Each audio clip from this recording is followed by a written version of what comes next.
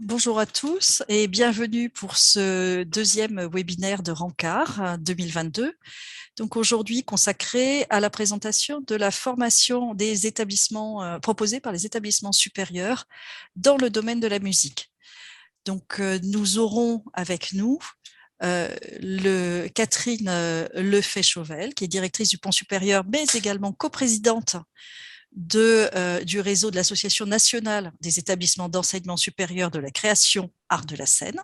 Donc, elle vous expliquera un petit peu ce que c'est, la NESCAS, et du coup, quel est le réseau en fait d'enseignement supérieur. Qu'est-ce que c'est ce fameux réseau qui est effectivement qui va au-delà des deux CNSM que la plupart d'entre vous connaissent.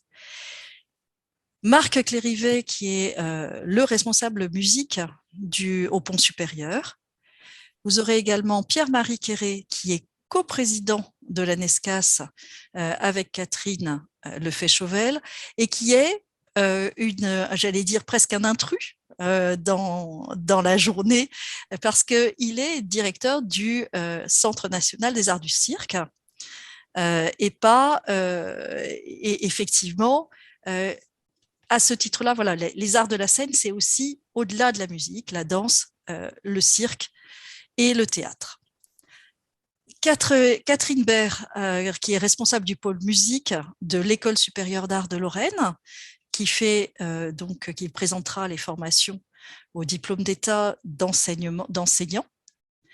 Et pour assurer du lien et puis vous aussi répondre à des questions générales et vous apporter des précisions sur quelque chose qui est extrêmement précieux, qui est le département des métiers de la Cité de la musique, enfin anciennement médiathèque de la Philharmonie de Paris. Christiane Louis, qui répond toujours, qui est très fidèle à dans nos rendez-vous. Et alors, j'ai oublié également Erwan Baudouin qui va présenter ce que sont les centres de formation des musiciens intervenants et Claude Georgel qui présentera le pôle Sup Paris-Boulogne également. Donc, je vais tout de suite, très rapidement, passer la parole à Catherine Lefay-Chauvel ou Pierre-Marie qui vont présenter le réseau et des établissements d'enseignement supérieur en musique. Oui, bonsoir à tous. Donc, c'est effectivement moi, comme outsider, qui vais présenter un peu l'association de la NESCAS. Donc, comme vous le savez certainement, le ministère de la Culture a créé en 2009 des diplômes d'interprètes, qui sont des diplômes d'artistes musiciens, artistes danseurs, artistes comédiens ou artistes de cirque. Et donc, l'ensemble de ces diplômes sont délivrés par un certain nombre d'établissements en France qui sont accrédités par le ministère de la Culture à délivrer ces diplômes. C'est le cas des deux conservatoires que vous connaissez et également sur l'ensemble du territoire en France, il y a en tout, avec les deux conservatoires, 21 établissements accrédité à délivrer ces diplômes si on cumule les diplômes en musique, en danse et en cirque. Donc ces établissements, ces 21 établissements, se sont regroupés en associations, donc l'association La NESCAS, mais le sens de notre intervention ici pour vous, c'est de faire le point effectivement sur ces diplômes qui, encore une fois, regroupe, donc il y a deux grandes familles de diplômes qui sont les diplômes d'interprètes et les diplômes d'enseignants, les DE, qui sont également en musique, en danse et en cirque. Et donc, les établissements de la NESCAS délivrent ces diplômes. Donc, ce qui vous concerne aujourd'hui, donc dans nos échanges, principalement sur la musique, en diplôme d'artiste musicien ou de professeur d'enseignant en musique. Encore une fois, pour que les choses soient peut-être pour ceux qui découvrent ça, donc c'est des diplômes nationaux délivrés par le ministère, c'est les mêmes diplômes sur les documents qui sont délivrés par l'ensemble des établissements. Cependant, dans leurs accréditations, les établissements ont une autonomie pédagogique et ont également la vocation de développer des projets qui sont en lien avec leur territoire et avec les spécificités de leur territoire et de leurs partenaires. Donc, vous connaissez les plus emblématiques, les deux conservatoires, et puis on a autour de la table 3 des établissements de l'association, avec le Pont Supérieur à Nantes, avec le PSPBB à Paris et Paris-Boulogne, et puis les Halles en Lorraine, qui sont des établissements qui délivrent ces diplômes de DE ou de DNSP. Une autre spécificité de nos diplômes et de la façon dont le ministère a structuré l'offre de formation, c'est que tous nos établissements sont en lien avec des universités. Ça fait partie du cahier des charges de nos établissements de mener des partenariats universitaires, principalement pour les DNSP, puisque jusqu'à ce jour, pour délivrer un DNSP, les établissements doivent proposer un parcours qui est un parcours double, qui permet également aux artistes musiciens de préparer un parcours pour obtenir une licence dans une université en parallèle de leur DNSP. Donc, tous nos établissements s'inscrivent dans des partenariats qui permettent aux artistes qui s'inscrivent pour leur formation d'avoir des ponts avec l'université et pour la plupart d'entre eux, la plupart des établissements, de passer leur formation avec une double diplomation du DNSP et de la licence. Cet automatisme-là n'existe pas pour les DE d'enseignement. Peut-être que Catherine vous en parlera un peu plus. Ils sont optionnels selon les établissements. Et puis, il y a un enjeu important actuellement, c'est que le ministère de la Culture est en train de revoir ce mode de partenariat avec les universités et que l'on travaille avec eux pour que le DNSP musicien, donc que vous pourrez obtenir dans un des établissements du réseau, dans un des établissements accrédités par le ministère, devienne un diplôme valant grade de licence. C'est-à-dire que dans les quelques années qui vont arriver, je pense en années, voire en mois, hein, puisque ça peut, en tout cas, c'est entre courant 22 et 23, la délivrance du DNSP de musicien vaudra le grade d'une licence universitaire, c'est-à-dire vous permettra automatiquement, même si vous n'avez pas de partenariat, même si vous n'avez pas un double diplomation dans une université, vous permettra de suivre votre parcours de formation ensuite en master dans d'autres établissements ou dans un autre cursus de formation, puisque le DNSP vaudra grade. Donc ça, c'est un chantier en cours qui va arriver dans les années. On est vraiment en plein dedans, mais c'est une volonté, j'en ai encore eu la confirmation cet après-midi par le ministère, c'est une volonté affirmée du ministère de la Culture que les diplômes que nous délivrons valent grade et vous permettent ensuite de suivre vos parcours de formation dans des cursus master en France ou à l'étranger. Donc ça, c'est un changement un peu stratégique par rapport à ce qui existait ces dernières années. Voilà, c'était une présentation rapide. Vous dire aussi que le choix pour vous, étudiants, et les établissements vont se présenter plus tard dans le cadre de cette réunion. Vous dire que pour vous, le choix des établissements s'appuie sur ces spécificités et on vous invite à découvrir chaque établissement indépendamment en fonction de leur offre de formation, de leur partenariat universitaire dont on vient de parler, qui vont vous donner des enrichissements de formation, des liens différents, et puis aussi sur les partenariats de terrain, j'ai envie de dire, les établissements partout en France développent des partenariats avec leurs partenaires culturels, que ce soit des orchestres, des diverses formes de formation, et que c'est ça qui fait la spécificité des établissements, c'est aussi les liens qui sont tissés par chaque établissement pour votre insertion professionnelle et pour votre expérience artistique, les liens artistiques que vous allez pouvoir mener sur chaque territoire et qui sont très riches. Je pense que c'est vraiment une des formes, une des forces de nos établissements, des établissements accrédités par le ministère de la Culture. C'est à la fois ce maillage très fin avec ce qui se passe sur les territoires et dont vous pourrez bénéficier. Et puis, un point commun aussi, c'est ce qu'on appelle la pédagogie de projet. C'est-à-dire que contrairement à des parcours plus académiques, les établissements qui délivrent les DNSP et là, pour la plupart de ceux qui délivrent le DE, nous sommes sur des enseignements basés sur la pratique, sur l'expérience, sur les liens artistiques. Et ça, c'est vraiment une spécificité, une grande force de nos établissements et de la façon dont nous délivrons nos diplômes et dont les maquettes pédagogiques sont conçues dans les établissements. Ça, c'est vraiment un point commun et voilà, je souhaitais le souligner avec vous ce soir. Voilà. Nous sommes disponibles pour toutes les questions maintenant ou plus tard en fonction de comment vous voulez mener le débat. Merci beaucoup. Merci beaucoup, Pierre-Marie. Alors, je propose que les questions générales, on fasse une première tournée de questions générales juste après la présentation par Erwan aussi de la formation un peu spécifique de musiciens intervenants.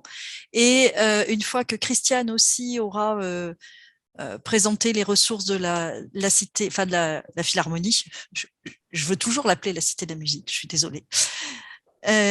Donc Erwan, finalement, c'est les musiciens intervenants. Est-ce que vous pouvez nous expliquer ce que c'est et quelle est la formation, la spécificité de la formation, parce qu'en fait, elle est un peu différente de celle qui est proposée par le réseau d'enseignement supérieur en musique. Effectivement, déjà, je voudrais vous remercier, la FUS, de nous inviter, le Conseil national des CFMI, parce qu'on est très heureux de pouvoir mieux faire connaître ce métier de musicien intervenant, qui est encore aujourd'hui sans doute parfois méconnu. Et puis aussi, c'est l'occasion pour nous de valoriser la richesse et les valeurs des métiers de l'éducation, de la musique, qui sont parfois souvent oubliés dans l'orientation, dans les conservatoires. Donc, on est très heureux d'être invité à ce webinaire. Je vous dis un petit peu d'où je parle. Je suis directeur du centre de formation des musiciens intervenants de Rennes. On est quelques-uns de Rennes ce soir. Et je suis également vice-président du Conseil national des CFMI. Voilà, alors j'ai un petit diaporama. Je vais tenter de partager mon écran. Voilà. Dites-moi si ça marche. Ça va? Ouais, pas de souci. Tout à fait. Donc, le Conseil national des CFMI, en fait, on est une structure… Alors, par contre, je n'arrive plus à passer mes diapos. Si, c'est bien, il faut cliquer, tout va bien. En fait, on est une association qui réunit les 9 centres de formation de musiciens intervenants. Alors, ils sont là, ils apparaissent. Il y a Lille là-haut, il y a Orsay en région parisienne, Célestat dans l'Est, donc Rennes pour le Grand Ouest. Il y a également Tours, Poitiers, Lyon, Aix-en-Provence et Toulouse. Voilà, il y a 9 CFMI en France. Et donc, on est réunis dans cette association, le Conseil national des CFMI. Tous les CFMI ont été créés à la fin des années 80 à l'initiative du ministère de la Culture et de l'Éducation nationale qui souhaitait développer la musique dans les écoles primaires et surtout aider les professeurs des écoles, les instituteurs à l'époque, à faire de la musique dans les écoles primaires. Et on verra tout à l'heure que c'est un métier qui a un petit peu évolué au-delà de cette première mission. Tous les CFMI sont rattachés à une université, donc avec différents statuts, mais toujours au sein des universités. Et puis, tous les CFMI préparent ce fameux diplôme universitaire de musicien intervenant, qui est une formation en 2 ans, et qui délivre donc un diplôme de niveau licence, de niveau 6. Et on y reviendra sans doute tout à l'heure. Et donc, c'est une formation pour laquelle on recrute pas directement après le baccalauréat. Ça, c'est sans doute une question qui peut venir assez rapidement. En fait, on ne peut pas rentrer dans un CFMI directement après le bac. Il faut avoir 1 à 2 années d'expérience qui peuvent être des études, qui peuvent être un service civique, une expérience professionnelle, différents parcours, tout simplement parce qu'on va on va avoir une formation extrêmement professionnalisante dans le milieu de l'éducation et que ça demande de bien être mûr sur son projet et voilà, d'avoir déjà un petit parcours post-bac. Voilà. Je pourrais revenir éventuellement sur cette question-là plus tard. Certains CFMI, je le passe rapidement là-dessus, parce que peut-être ce n'est pas forcément l'objet de ce soir, mais je le dis quand même rapidement, certains CFMI proposent aussi des formations complémentaires soit des diplômes universitaires qui permettent de se spécialiser pour l'intervention dans la petite enfance auprès de l'enfance handicapée, comme Tours et Lyon. Il y a aussi des masters, donc, qui sont des diplômes donc après la licence, pour se spécialiser dans le développement local, ou nous, ici à Rennes, dans un master avec l'INSPE en lien avec l'éducation nationale. Et puis, il y a également des formations continues non diplômantes, mais qui s'adressent là plus à des gens qui ont déjà le DUMI, donc je ne pense pas que ce soit l'objet ce soir de détailler cela. Rapidement, quelques mots sur ce métier, parce que c'était ça votre question. Donc, j'y viens à la question. C'est qui ce musicien intervenant? Donc, peut-être certains d'entre vous le connaissent déjà, mais peut-être d'autres découvrent ce métier. En fait, essentiellement, comme je le disais tout à l'heure, c'est le centre de son métier, c'est de travailler à l'école élémentaire ou maternelle, le primaire, en collaboration avec les professeurs des écoles, sur des projets musique. C'est le cœur de son métier. Après, par extension, avec le temps, son métier s'est un petit peu élargi. Les établissements d'enseignement artistique, c'est-à-dire les conservatoires, les écoles de musique, demandent souvent aux musiciens intervenants d'intervenir au sein de leurs établissements sur l'éveil musical, ça peut être sur des chorales d'enfants, sur des pratiques collectives. Voilà. C'est fréquent aussi qu'on demande aux musiciens intervenants de travailler dans le domaine de la petite enfance, dans les crèches, les actes de garderie, auprès des assistantes maternelles pour faire de la musique avec les tout petits, les 0-3 ans. Et puis également dans le milieu du handicap, auprès des enfants en situation de handicap, des personnes âgées également. Et puis, petit à petit, le musicien intervenant est un peu demandé aussi pour travailler dans des services équipements culturels. Ça peut être des salles de spectacle pour accueillir du jeune public, mener des actions pédagogiques autour des spectacles de musique. Ça peut être auprès d'orchestres, ça peut être auprès d'artistes, musiciens, pour travailler sur la dimension action culturelle autour de leur projet. Voilà. Peut-être que la suite, ce sera pour la deuxième partie de l'intervention. Voilà, je ne sais pas si ça répond à peu près à la question que vous m'aviez posée, sans doute. Si, c'est parfait, effectivement, et on comprend un peu l'articulation. Après, il y aura d'autres webinaires. On parlera aussi des enseignants au lycée et au collège, enfin collège et lycée, hein, donc qui sont aussi un autre type d'intervenants pédagogues autour de la musique.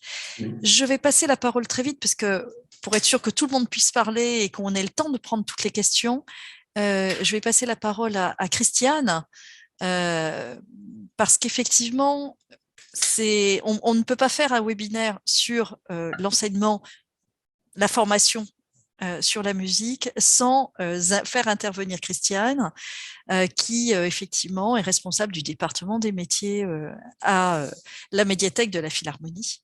Un lieu ressource absolument indispensable et d'une importance capitale pour tous. Elle va nous expliquer aussi comment elle peut accompagner chacun individuellement dans son parcours et dans l'élaboration de son projet professionnel, parce que c'est important finalement, choisir son école, choisir son centre, c'est aussi réfléchir un petit peu sur la façon dont on peut pratiquer son métier et du coup s'orienter vers une formation qui est la plus adaptée possible. Christiane. Merci beaucoup Muriel. Oui, alors donc moi aussi j'ai l'habitude de citer de la musique Philharmonie de Paris, mais c'est donc au sein de la médiathèque, donc un service, somme toute assez modeste en nombre de personnes, mais depuis longtemps présent, qui se consacre à la fois aux questions d'orientation dans les métiers de la musique, c'est-à-dire au sens le plus extensif du terme, les parcours d'études, tous les parcours d'études, c'est-à-dire les études initiales, diplômantes, certifiantes, également des parcours complémentaires, c'est pour nous aussi un élément important, par exemple pour la formation des musiciens, toutes les activités pratiques qui sont fournies par les établissements d'enseignement qui ont déjà été évoquées, peuvent aussi se prolonger via des académies, des masterclass, des dispositifs divers et variés d'accompagnement en prolongement des études qui pour nous sont très importants et que nous essayons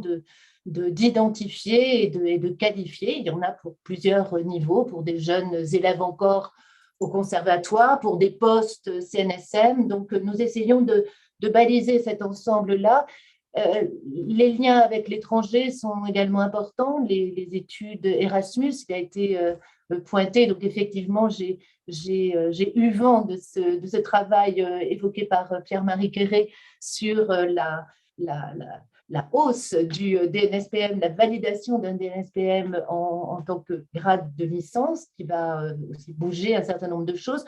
Donc, les études à l'étranger, les études artistiques supérieures. Et ce qui nous intéresse de très, très près, c'est effectivement les parcours d'études et post-études.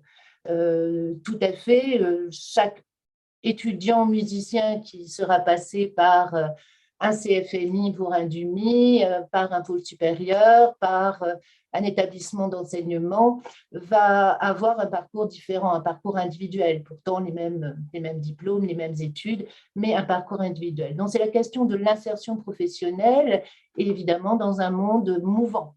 La façon dont on exerce son métier d'artiste, musicien, d'interprète et d'enseignant, elle est très différente, elle évolue tout le temps, en tout cas elle est fort différente si l'on le compare à ne serait-ce que 15 ou 20 ans. Donc c'est un peu ce à quoi nous nous attachons.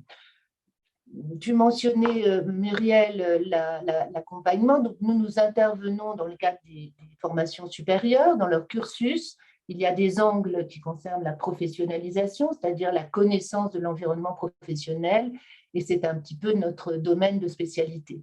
Donc, rien de directement pédagogique ou artistique, mais en revanche, les réseaux professionnels, l'environnement professionnel, la façon dont la musique, la culture, ce travail s'exerce où et avec qui, ça c'est vraiment notre sujet. Également, beaucoup de choses qui concernent les variation, on va dire, d'un même métier. Donc, par exemple, l'enseignement entre justement le travail exercé par les musiciens intervenants dans différents cadres, la façon dont les établissements, tout ce qu'a évoqué Erwan Baudouin, ce sont des domaines aujourd'hui qui peuvent être pris en charge par des interprètes, par des musiciens d'orchestre, par des musiciens spécialistes de musique intervenants, par des professeurs pédagogues. C'est cette agencement des différentes activités qui est un des axes sur lesquels nous mettons l'accent. Donc, les accompagnements, ils peuvent se faire dans le cadre des formations. Donc, les étudiants du pôle supérieur Paris-Boulogne ont le plaisir, j'en suis sûre, et l'avantage, en tout cas, de nous croiser. Les étudiants du CNSM aussi. Nombre d'étudiants des pôles supérieurs nous croisent aussi pour des formations, des interventions. Je précise que pour ceux qui se déplacent sur Paris, donc les mercredis à la médiathèque sont consacrés à l'orientation. Donc, on peut y venir sans rendez-vous, librement, et nous rencontrer, ma collègue Geneviève Nancy et moi-même, pour toutes questions qui peuvent relever d'une demande d'information, d'un complément d'information, ou déjà d'une amorce. Qu'est-ce que je pourrais faire avec la musique, puisqu'encore une fois, notre entrée est assez vaste.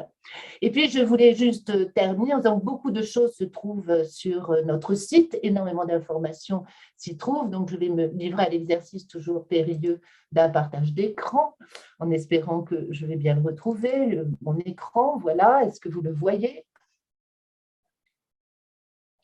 ou pas? Parfait. Oui. Voilà, donc à partir de cette entrée métier de la musique sur le site de la Philharmonie, eh bien, on trouve beaucoup de choses concernant les études. Je mentionnais les études à l'étranger, donc c'est un des axes qui est aussi important à voir. Tous les établissements supérieurs sont dans les dispositifs Erasmus, donc peuvent proposer des échanges, des passages pour un semestre ou une année, c'est évidemment pour nous un avantage aussi extrêmement fort. Il y a beaucoup, beaucoup d'intérêt à aller faire une partie de ces études dans des conservatoires à l'étranger. La validation des diplômes va pouvoir se faire, sauf pour les diplômes d'enseignement bien spécifiques, mais pour la formation artistique, le diplôme de Rennes, d'Aubervilliers, de Berlin, de Detmold ou de Rotterdam est équivalent. Ça, c'est un élément important. Nous avons des fiches concernant les pays, chaque pays où on va avoir les conservatoires supérieurs, mais aussi les orchestres de jeunes, les chœurs de jeunes. les opéras studios pour ceux qui font de l'opéra. Bref, encore une fois, un petit peu cet environnement-là.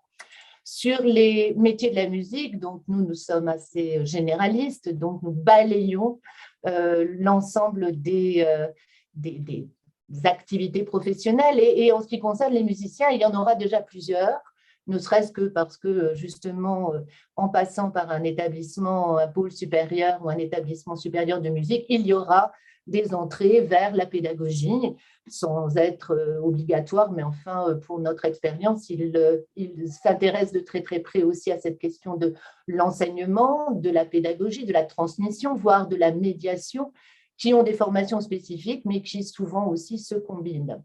Donc voilà, se référer déjà à ces fiches permet d'avoir au moins un aperçu assez concret des cadres d'emploi qui vont pouvoir être développés, des référentiels, c'est-à-dire qu'est-ce qu'on attend aujourd'hui d'un professionnel diplômé ayant suivi une formation supérieure et de ses différentes compétences.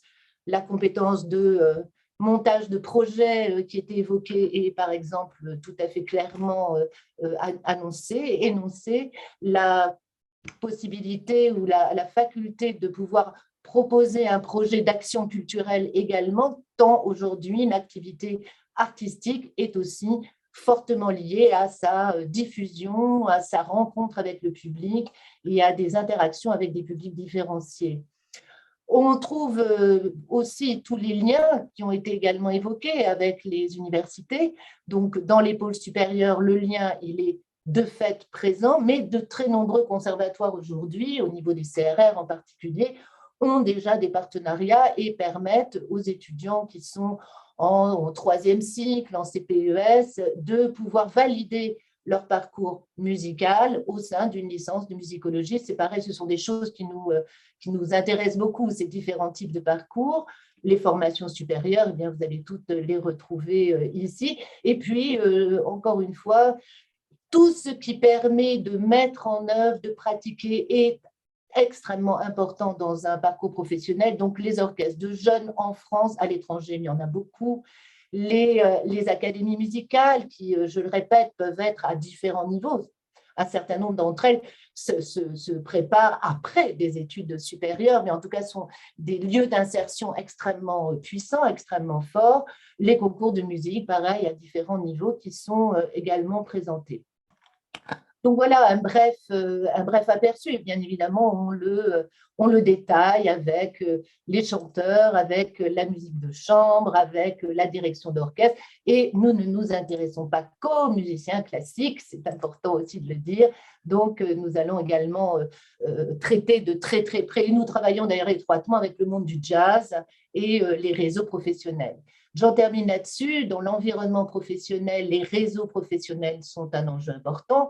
Nous avons évoqué les réseaux des CFMI, les réseaux des pôles supérieurs et des établissements supérieurs. Il y a énormément de réseaux professionnels d'activités, de collectifs artistiques, de lieux de diffusion, de lieux de production, de lieux d'accompagnement.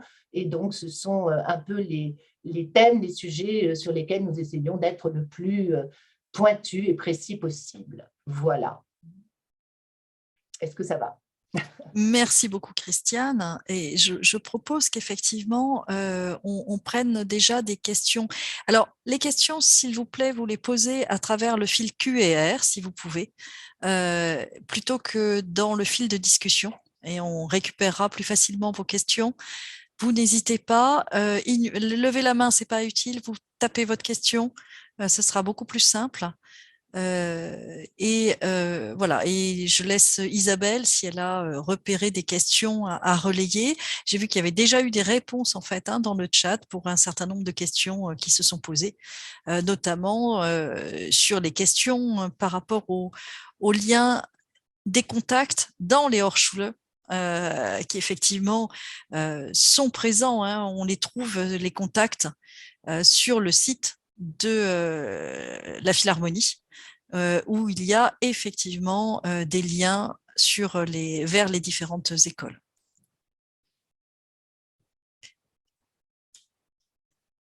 Est-ce qu'on a des questions générales autres ?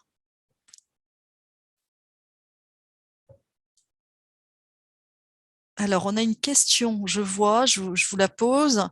On a une question sur quelqu'un qui est effectivement en terminale et qui est en fin de 3e cycle, on va dire, de parcours classique, et qui souhaite se professionnaliser, qui va donc préparer un DEM en 2 ans et en même temps s'inscrire dans une licence de biologie, puisqu'en fait, il a deux projets. Donc, comment on fait finalement? Alors, moi, je vais vous répondre déjà, c'est qu'il y a une partie de ces questions-là. Il y aura 4 autres webinaires, notamment, dont certains vont s'adresser à ces questions, soit des formations universitaires scientifiques qui se conjuguent ou qui se complémentaires avec des formations artistiques, et notamment pour tout ce qui va ouvrir vers les métiers du son.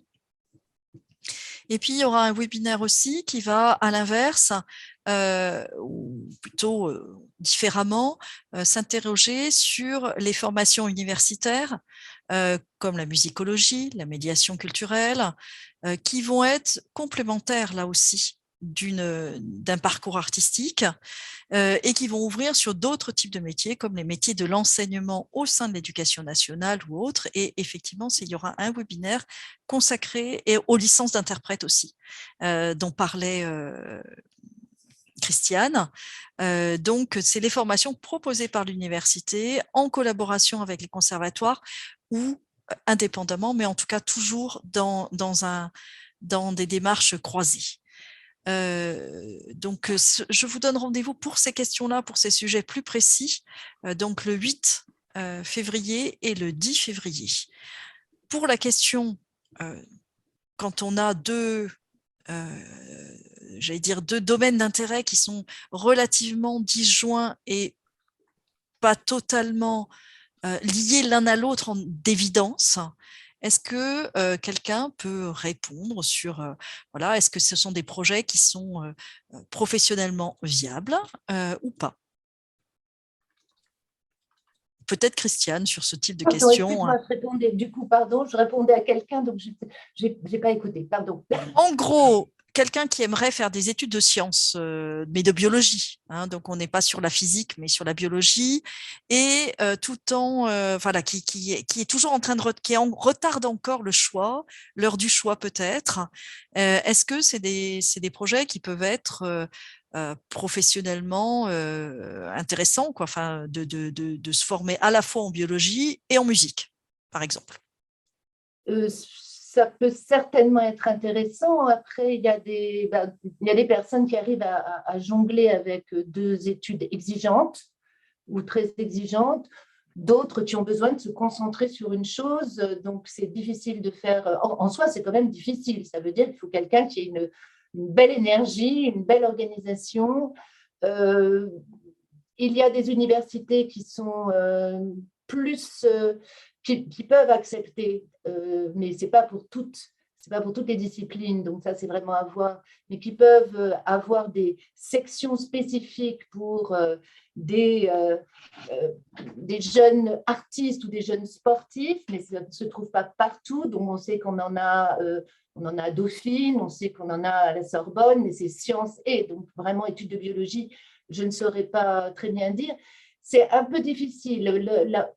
Les réponses que l'on a souvent, c'est qu'il est difficile de faire un DEM et musicologie, la fac en même temps. Alors, biologie qui est encore plus éloignée, c'est certainement difficile. Maintenant, il y a des gens qui ont fait CNSM et médecine.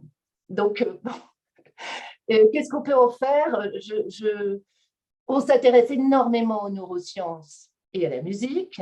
Donc, biologie, c'est très vaste, mais en tout cas, c'est un des thèmes, la science et les effets de la pratique musicale ou de l'écoute musicale par rapport à des effets, notamment en neurobiologie, mais c'est déjà une discipline bien spécifique.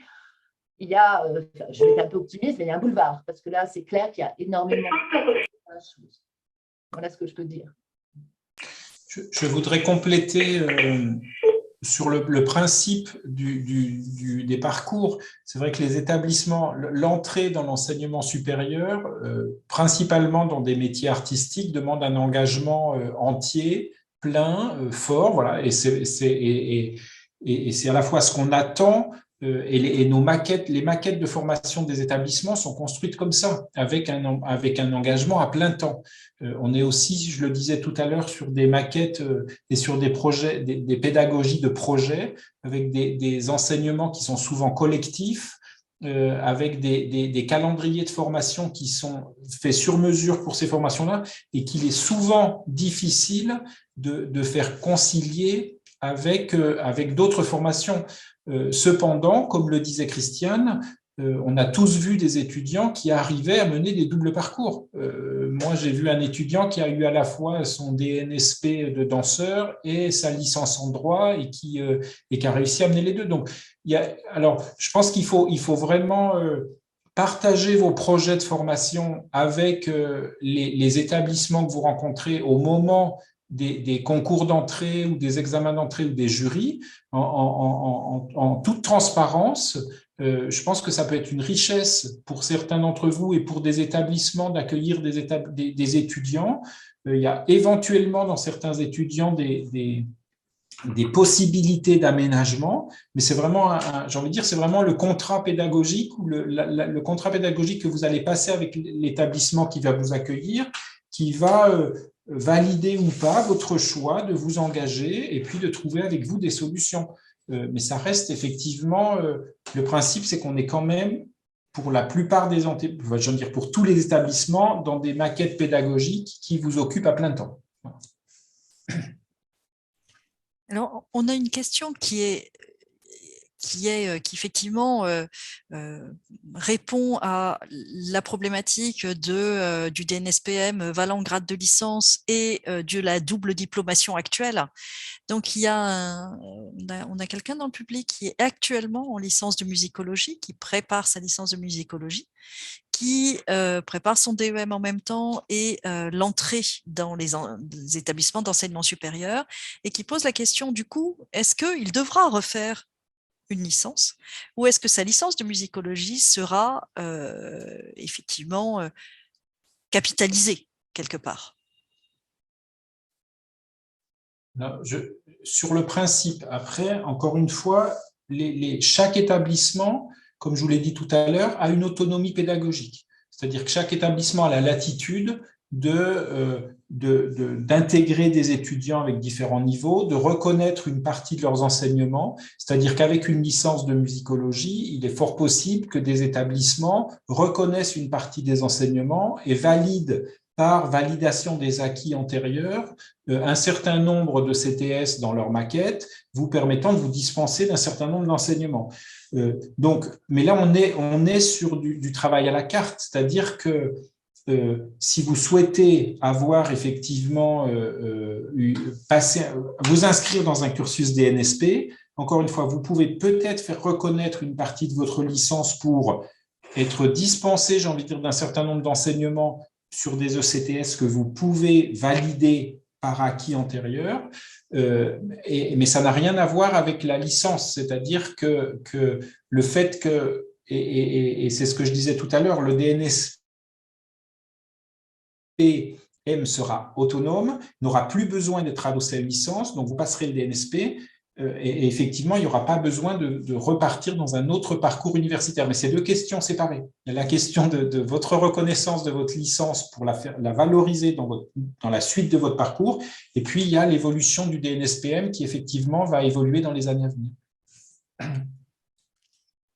vous propose qu'on enchaîne de façon plus ciblée sur les établissements, et je vais passer la parole à Catherine Baird pour nous présenter en fait le pôle, parce qu'on en a peu parlé, enfin, de cette formation à l'enseignement et au diplôme du DE, du diplôme d'État d'enseignant, qui est donc un pôle spécifique avec une formation spécifique, qui est parfois intégrée dans des pôles supérieurs directement, ou parfois, j'allais dire, plus ou moins autonome.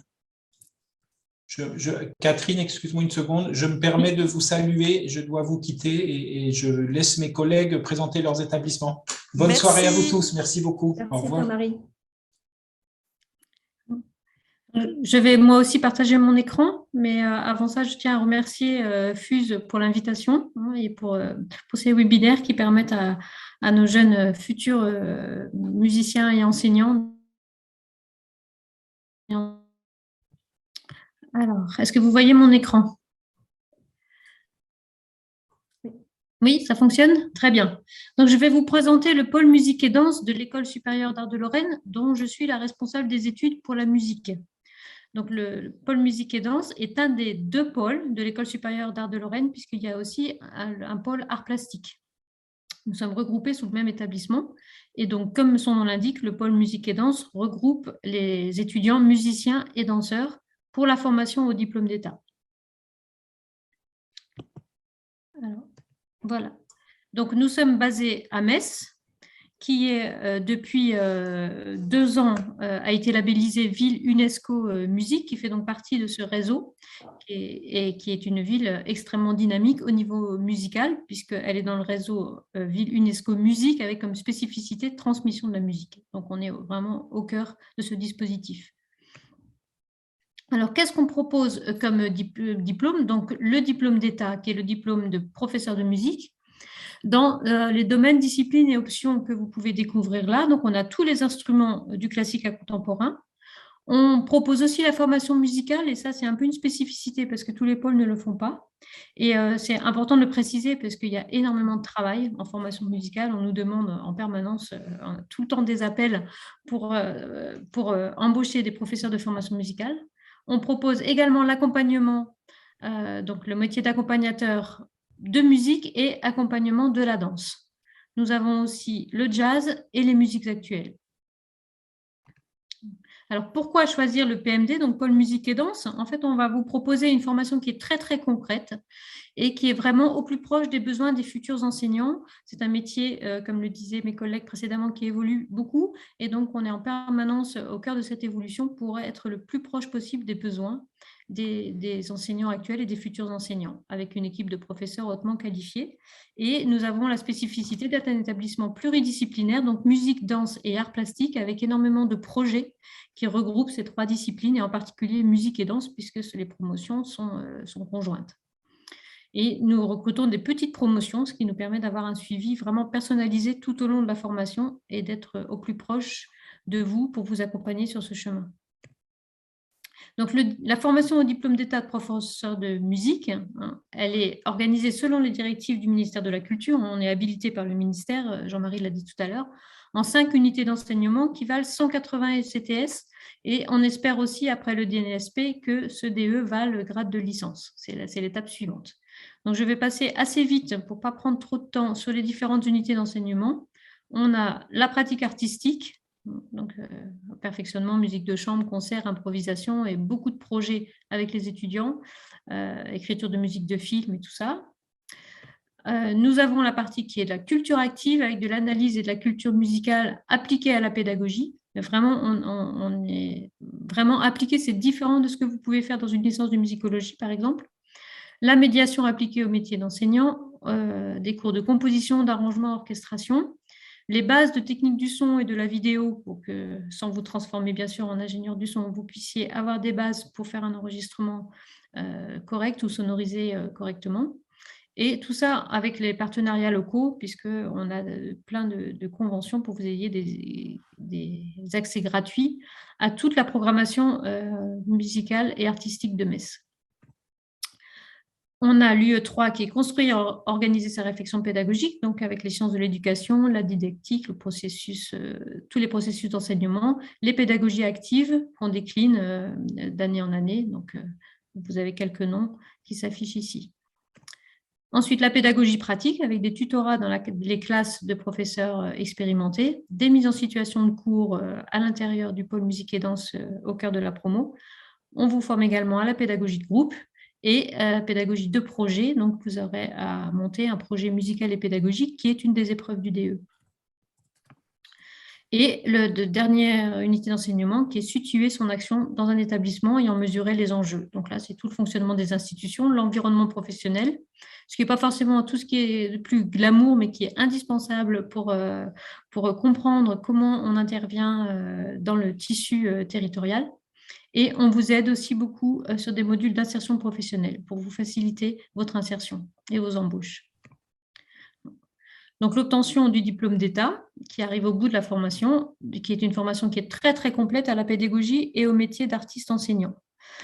Et contrairement aux établissements que vous allez découvrir après, nous, on propose que le DE. On n'est pas couplé avec le DNSP. Et donc, on a vraiment une formation à la pédagogie extrêmement complète. Et la plupart de nos étudiants sont actuellement embauchés avant d'avoir le DE. Ils sont embauchés très, très vite, ce qui ne simplifie pas leurs emplois du temps, mais ça fonctionne très, très bien sur le marché de l'emploi. Et nous avons une spécificité à Metz, puisque justement, nous n'avons pas le couplage. Nous avons une formation sur 3 ans. Certains, Jean-Marie en parlait tout à l'heure, Pierre-Marie, pardon, peuvent obtenir des validations des acquis antérieurs avec d'autres diplômes, donc peuvent réduire la formation à 2 ans. Et les cours n'ont lieu que 2 jours et demi par semaine en présentiel à Metz. La première semaine des vacances, à peu près 2 week-ends par an, et les concerts sont en général organisés les soirs où il y a cours.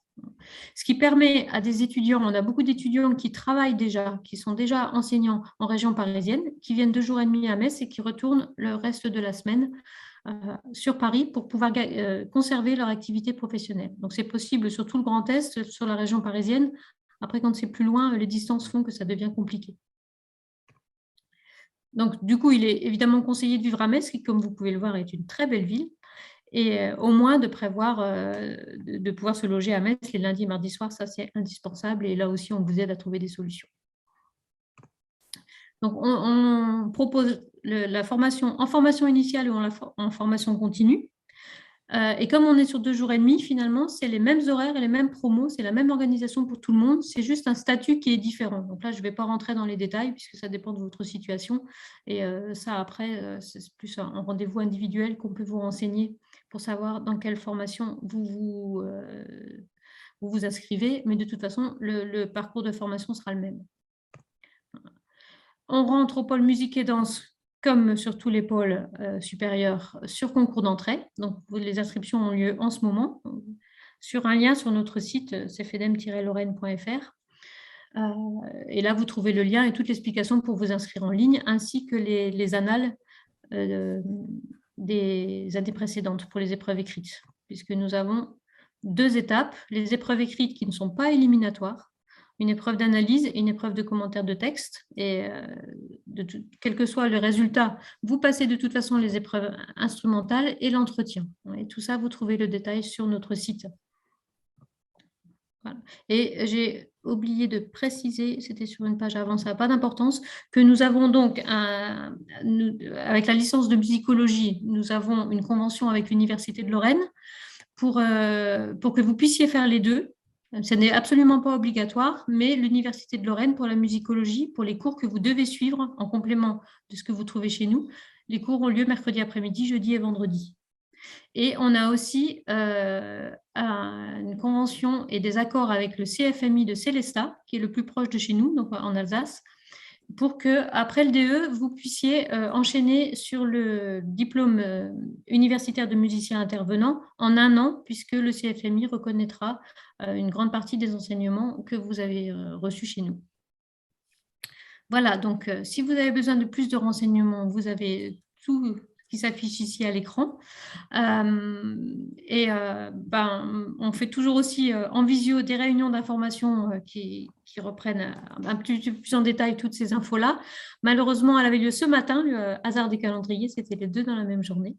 Mais si vous avez besoin de plus d'infos, vous êtes les bienvenus, vous appelez, vous envoyez un mail et on vous reçoit individuellement, soit en visio, soit au téléphone pour vous donner tous les renseignements dont vous avez besoin.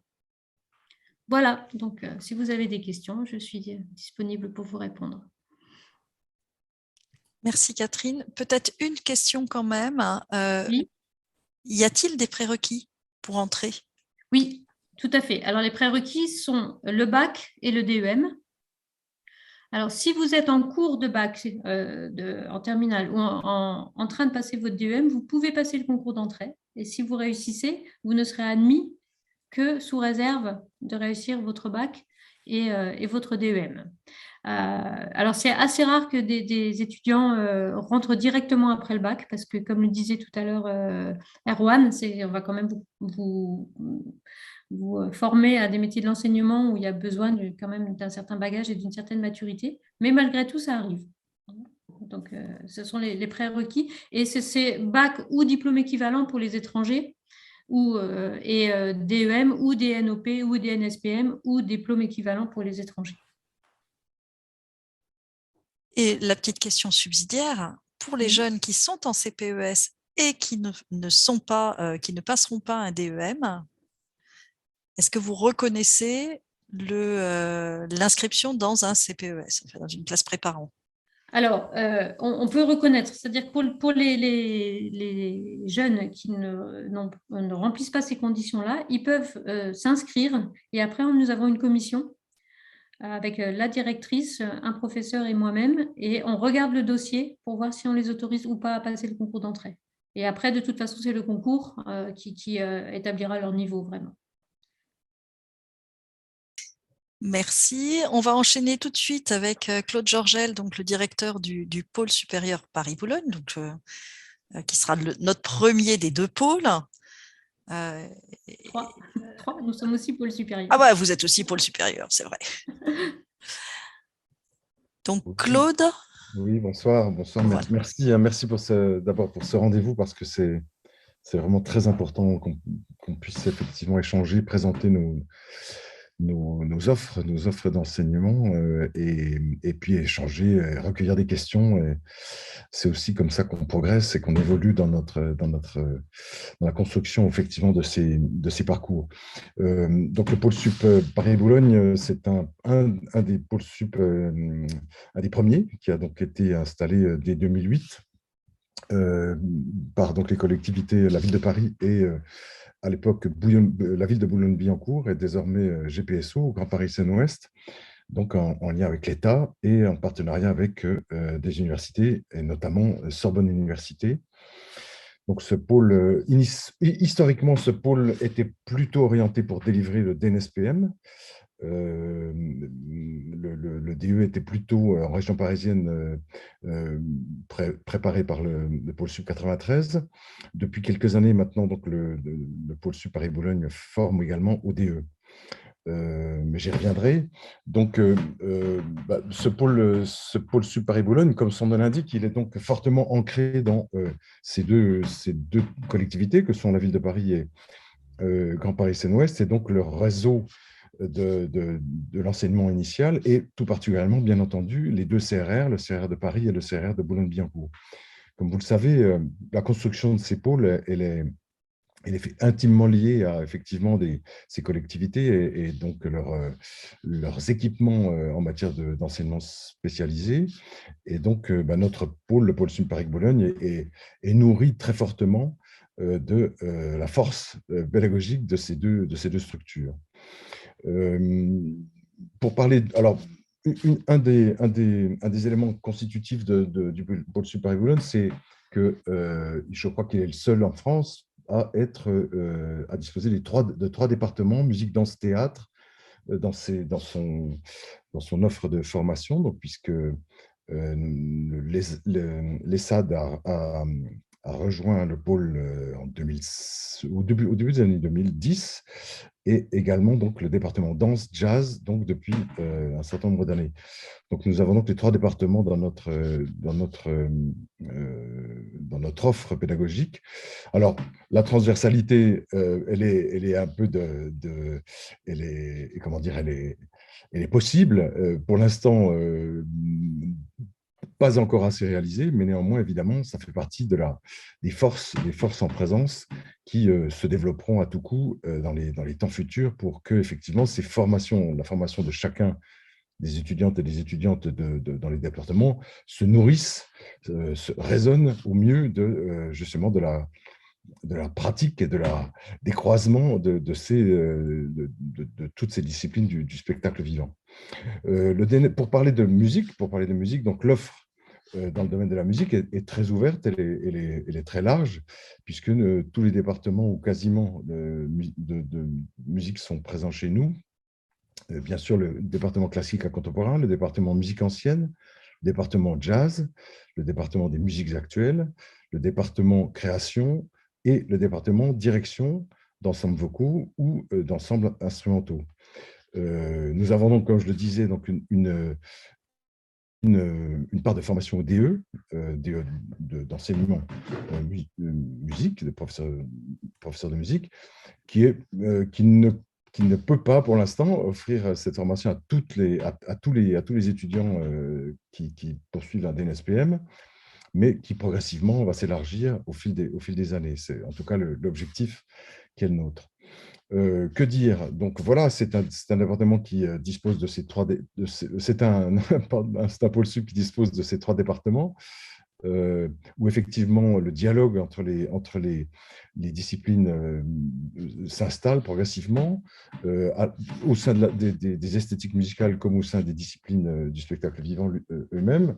Il est nourri, pour ce qui concerne la musique classique contemporaine notamment, il est fortement appuyé sur les formations à l'orchestre, parce que donc ce sont les formations orchestrales, les pratiques orchestrales sont vraiment très, très ancrées dans les deux CRR avec lesquels nous sommes liés, donc le CRR de Paris et le CRR de Boulogne. De ce fait, la formation orchestrale est historiquement, on va dire, un axe fort de formation, mais ce n'est pas le seul. Donc la musique de chambre, évidemment, a beaucoup d'importance, les pratiques collectives en général. Nous développons progressivement donc, toute la place de la création à tout niveau, la place de l'improvisation, bien sûr, et la force des départements de jazz et musique actuelle, progressivement, va aussi permettre voilà, que cette dynamique de création, cette dynamique où la place de l'improvisation requiert donne toute sa vitalité, progressivement soit partagée par le plus grand nombre. Voilà, donc, alors peut-être juste un tout petit mot par rapport au Valengrad, parce que donc c'est vraiment un gros chantier hein, qui est engagé. Pour ce qui concerne notre établissement, donc, c'est donc une réflexion profonde qui est engagée à cet endroit, puisque il faut savoir que donc, le ministère a révisé, comment dire, réécrit, rafraîchi, on va dire, le référentiel de compétences donc, du DNSPM pour notamment le compléter, le réaffirmer dans sa vocation professionnelle. Le DNSPM est vraiment un diplôme d'artiste qui a vocation à préparer les futurs professionnels de demain. Et la réécriture du DNSPM qui a donc nourri et qui nourrit donc, le travail qui est engagé vers ce Valengrad, renforce clairement, très clairement, la nécessité de travailler avec les structures professionnelles, donc les métiers, donc les structures de création, les structures de diffusion, tous les métiers qui effectivement participent hein, du spectacle vivant. Et donc, c'est un gros chantier qui effectivement est engagé pour effectivement trouver tous les contacts, tous les meilleurs contacts de toute taille, de tout format, pour que cette professionnalisation soit effective, soit vraiment vécue au quotidien. Sachant que par ailleurs, donc, évidemment, donc, Valengrad, ça veut dire qu'effectivement, le DNSP sera autonome pour donner le grade de licence et s'inscrire dans ce fameux LMD au niveau européen et même au-delà. Mais ça veut dire aussi que notre relation à l'université est retravaillée, est réécrite. C'est une nouvelle étape dans le rapport qu'on a avec l'université, où effectivement, on reconstruit ensemble un diplôme qui soit donc plus clairement orienté vers la professionnalisation, vers donc une pratique artistique de haut niveau, mais de haut niveau professionnel surtout, avec vocation vraiment de s'inscrire dans une vraie réalité professionnelle, et avec tous les atouts que peuvent nous offrir l'université, notamment en matière de technologie, en matière de recherche, en matière de travail des langues et bien sûr en matière de culture générale, de culture du spectacle. Donc c'est un vrai chantier passionnant qui est engagé et qui, je crois, va dans le bon sens, c'est-à-dire que c'est vraiment pour donner au DNSP toute sa valeur professionnelle, toutes ses projections possibles, pour ouvrir le plus possible, finalement, au-delà du DNSP, puisque le DNSP, c'est un diplôme de premier cycle, mais bien sûr, il y a une suite au-delà, donc une suite professionnelle, pourquoi pas, une insertion, mais aussi des masters, et on sait qu'il y a une quantité extrêmement importante de masters possibles, de spécialisation vers tous les métiers, et donc, voilà, je voulais dire que ce chantier, pour moi, c'est une vraie opportunité pour nous, pour notre secteur, à se saisir. Et je crois que, effectivement, avec les étudiantes et les étudiants, parce que l'idée et le principe qu'on essaye d'appliquer au pôle sup Paris-Boulogne, comme dans tous les pôles, je pense, puisque ça fait partie de la philosophie générale qui nous est demandée, c'est une attention au projet de l'étudiante et de l'étudiant, à l'affirmer, à lui permettre de l'affirmer, de travailler à son bagage pour le développer, pour l'amender, pourquoi pas le réorienter parce que justement il aura fait des découvertes qui vont faire que peut-être qu'il aura envie de nourrir des choses nouvelles en ayant, je sais pas, croisé tel artiste ou telle structure. Et effectivement, au-delà de ça, s'insérer, trouver le meilleur chemin pour son parcours à suivre. Je pense que le monde du spectacle vivant a besoin de cette vitalité, de ces forces de proposition que représente la jeune génération des artistes. Et connaissant la situation dans laquelle on sort et, et on essaie de sortir des difficultés, je pense qu'effectivement, voilà, cette dynamique-là est vraiment essentielle, hein, pour reprendre des termes qui ont été employés à une certaine époque. Voilà. Merci Claude. Une petite question qui est arrivée, qui est vraiment une question de détail, c'est pour ça que je vous la pose. Est-ce que les inscriptions pour le chant lyrique sont terminées ou elles sont encore ouvertes ? Alors, oui, je suis navré, hein, ce webinaire est formidable, mais il se trouve qu'au pôle sup Paris-Boulogne, les inscriptions toutes sont closes depuis le 31 janvier dernier. On a un calendrier qui est extrêmement contraint et qui effectivement est clos assez tôt. Voilà, donc pour cette année, malheureusement, effectivement, c'est terminé. Une suggestion peut-être pour la NESCAS, c'est d'avoir un calendrier global sur le site de la NESCAS pour qu'on repère en fait les dates d'inscription successives du CNSM, du pôle sup, des autres pôles pour la plupart. Oui, ben voilà, la NESCAS. Je pense que ce serait important parce qu'effectivement, c'est un peu compliqué d'aller chercher toutes les informations partout et de se rendre compte si on peut en présenter plusieurs. Parce que voilà, tout ça interroge en fait beaucoup, se concentre du coup sur le passage du CNSM, ils vont peut-être pas aller regarder le reste, et c'est dommage. Je vais laisser derrière la parole tout de suite à Catherine, qui va présenter du coup cette fois-ci le pont supérieur avec en particulier. Oui, bonjour, bonsoir à toutes et à tous. Vous m'entendez bien ? Voilà, donc je vous ai montré très rapidement la cartographie d'ensemble des pôles d'enseignement supérieur spectacle vivant sur le territoire national. Donc, vous retrouvez ça sur le site de la NESCAS. Alors, plus spécifiquement, pour vous parler du pont supérieur, c'est donc le pôle d'enseignement supérieur du Grand Ouest, j'ai envie de dire. Voilà. Alors, il est doublement implanté sur Rennes et Nantes. Donc, il est interrégional. Il est effectivement inscrit dans le paysage licence, master, doctorat. Il délivre 3 diplômes que sont le diplôme national supérieur professionnel de musicien, le diplôme d'État de professeur de musique et le diplôme d'État de professeur de danse, les formations en danse étant principalement sur le site de Nantes et les formations musique étant principalement sur le site de Rennes. Quand je dis principalement, c'est à 95%. Voilà, donc quand on veut être dans une filière musique pour le DNSP, pour l'EDE ou bien un master, parce que nous avons aussi un master co-accrédité avec l'Université Bretagne occidentale de Brest, il vaut mieux être domicilié, en tout cas commencer à Rennes. Et effectivement, nous proposons nos cursus à la fois en formation initiale, c'est-à-dire avec un statut d'étudiant, ou bien en formation continue, stagiaire de la formation professionnelle continue avec des financements des OPCO. Donc, voici nos deux sites.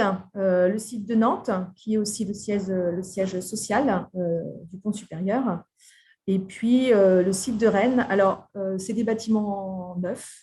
À Nantes, il est ouvert depuis 2015. C'est un bâtiment partagé avec le Conservatoire rayonnement régional de Nantes.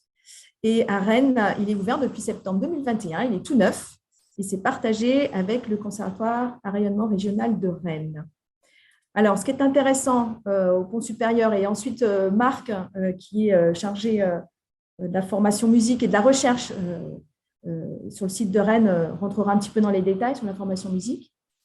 Donc, nos axes d'orientation pour la prochaine période d'accréditation du pont supérieur, effectivement, c'est l'obtention du diplôme d'État de professeur de musique en 3 ans, ce qui n'était pas le cas jusqu'à présent, c'était en 4 ans. Conforter, en effet, une formation artistique de haut niveau, beaucoup tournée vers la pratique, et nous avons pour ça aussi énormément de partenariats avec beaucoup de structures de diffusion et de spectacles vivants sur l'ensemble du territoire breton et ligérien. On est très attaché à développer toutes les modalités qui vont aider nos étudiants demain à entrer dans le monde professionnel. Et puis, on a cette spécificité, je pense qu'elle est unique, en tout cas, ça fait la singularité du pont supérieur, c'est qu'en termes d'esthétique, nous accueillons des étudiants instrumentistes et chanteurs des musiques actuelles amplifiées, des musiques traditionnelles, des airs culturels de France, pas que de la musique bretonne, et puis des répertoires classiques à contemporains. Le pont supérieur, c'est aussi un positionnement sur la recherche, puisqu'on est dans l'enseignement supérieur, donc on développe un certain nombre d'activités de recherche sur l'art, sa transmission et ses liens avec la formation. Voilà. Et ensuite, Marc, je vais lui passer le relais pour qu'il vous présente un tout petit peu plus en détail le contenu des formations musique sur le site de Rennes.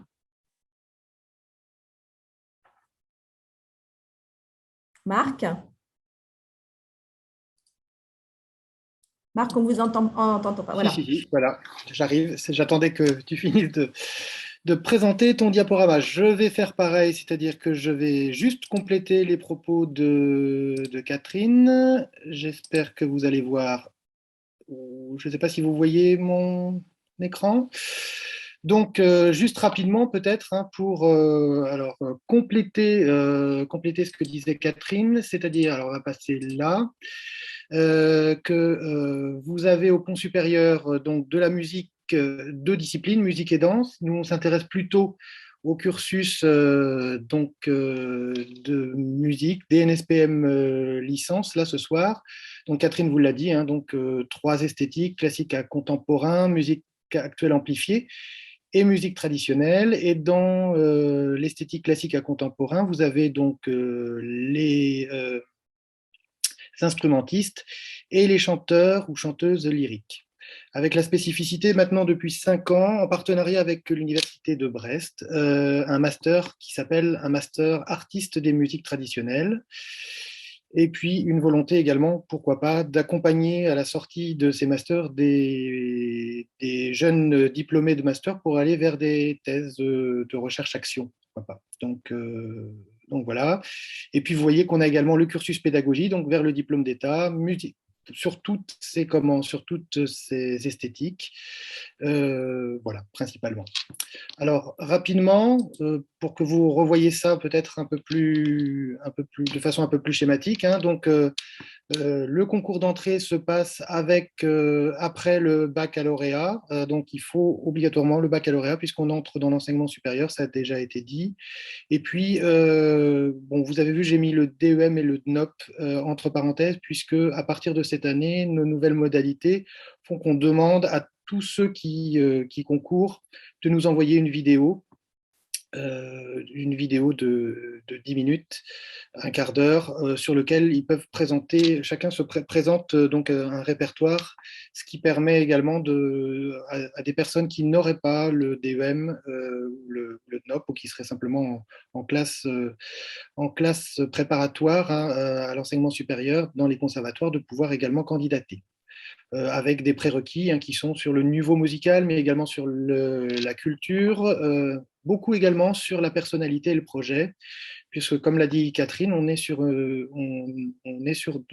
des esthétiques qui valorisent beaucoup également la transversalité, pardon, je vais y arriver, et puis également l'esprit du projet artistique, hein, que vont défendre les étudiants à la fin du cursus, puisque la fin du cursus de DNSPM, si on parle du cursus artistique, c'est de pouvoir monter un concert qui est donc joué en public devant le jury. Voilà. Alors là, c'est un vieux PowerPoint. Là, on est dans la phase d'accréditation, on change la maquette. Pour l'instant, on était sur d'abord passer le DNSPM pour ensuite passer le DE. On espère très fortement et qu'à partir de l'année prochaine, on puisse accéder au DE également en 3 ans. Ce sont les recommandations du ministère de la Culture. Et donc, on est en train de rebâtir notre maquette pour essayer d'avoir un tronc commun sur 3 semestres.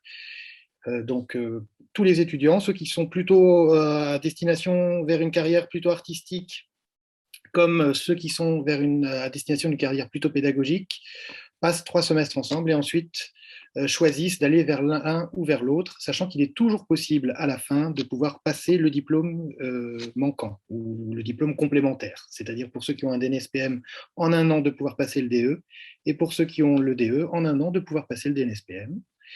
Et puis, on accompagne également tous nos étudiants qui veulent ensuite aller vers des masters. Donc, on en a un donc en interne, hein, qui est un master plutôt sur les airs, sur les musiques traditionnelles, toutes aires confondues, donc qui recrute tous les 2 ans, avec une dizaine d'étudiants à chaque fois, de provenance de partout en Europe. Et puis, pourquoi pas ensuite, pour ceux qui souhaiteraient aller sur d'autres esthétiques, soit vers les CNSM, ou soit vers les Hochschule ou d'autres académies, ou d'autres pôles sup qui proposeraient des masters, tout simplement. Voilà, voilà. C'est à peu près ce que j'avais à dire pour compléter le propos de Catherine. Merci. Merci Marc. Et on va terminer ce panorama, je dirais, par le CFMI de Rennes avec Erwan. Oui. Donc voilà, qui va pouvoir approfondir un tout petit peu sur la spécificité de Rennes par rapport à l'ensemble du réseau des CFMI. Et il y avait une petite question subsidiaire d'ailleurs sur les masters de CFMI suite au CFMI. Voilà, donc j'ai vu qu'il y avait eu des réponses dans le chat, mais voilà, si préciser celui en tout cas qui est préparé à Rennes. Tout à fait, ça va faire partie de ma courte intervention. Je vais essayer de ne pas monopoliser. Alors, donc, du coup, je réessaye de partager mon écran. Ça a bien marché la première fois, il n'y a pas de raison. Voilà. Donc, le CFMI de Rennes plus spécifiquement. Alors, est-ce que oui, c'est ça? Ça marche comme ça. Voilà, je peux changer les diapos. Oui, donc c'était juste par rapport à la diapo avant, je suis passé un peu vite. En fait, le CFMI, donc comme tous les CFMI, on est rattaché à l'université, je l'ai dit tout à l'heure, et on est également financé par le ministère de la Culture. Voilà, donc on reçoit une partie de nos financements. Donc, il y a à la fois l'université et le ministère de la Culture qui financent les CFMI. Donc, ça, c'est des extraits de notre plaquette du CFMI, devenir musicien intervenant, qui va me servir un peu de trame, en fait.